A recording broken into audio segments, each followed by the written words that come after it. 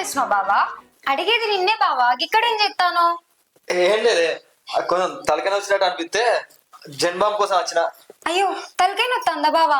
అయినా జెండు బామ్ ఎందుకు? మన ఇంట్లో నేను మంచి ఛాయ్ పెట్టించేదాన్ని కదా. మళ్ళా ఛాయ్ ఉంటుంది. అయ్యో సారీ బావా. అక్క, మా బావ ఛాయ్ తాగడు, తలకాయ నొచ్చినట్టున్నది, జెండు బామ్ కోసం నీ దగ్గరికి వచ్చిండు. దా బావా, నేను తలకాయ వత్తుతుందా. సారీ అక్క, ఏమనుకోకు.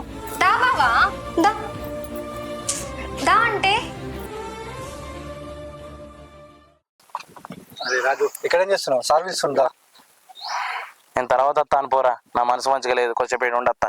అరే, ఇంకా మీ భార్య గురించి ఆలోచిస్తున్నావా? మరి ఏం చేయమంటావురా?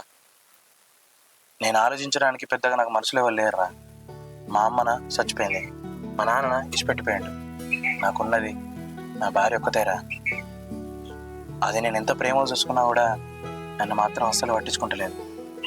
అందుకేరా నేనేం తక్కువ ఎత్తున్నా నాకేం అర్థమవుతలేదు.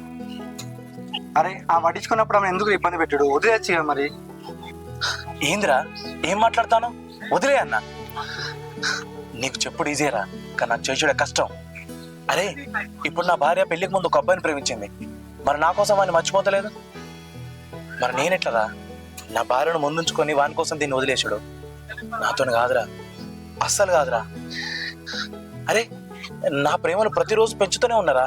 వాడిని మర్చిపోవడానికి నేను ఏం చేయను అంతకు మించి చేస్తూనే ఉన్నా, కానీ అస్సలు మర్చిపోలేకపోతాను. అది అసలు నా ప్రేమను తీసుకుంటేనే కదరా అది వాడిని మర్చిపోయేది, కానీ అది అసలు నా ప్రేమను తీసుకుంటలేదు. తీసుకున్నప్పుడు నేను ఎన్ని చేసినా వేస్టేరా. అని అట్లా రాజు, నువ్వు ఒకసారి మీ భార్య దగ్గరికి వెళ్ళి నేను నీకు విడాకులు ఇస్తా, నువ్వు అతన్ని పెళ్లి చేసుకుంటావా అని ఒకసారి అడుగు.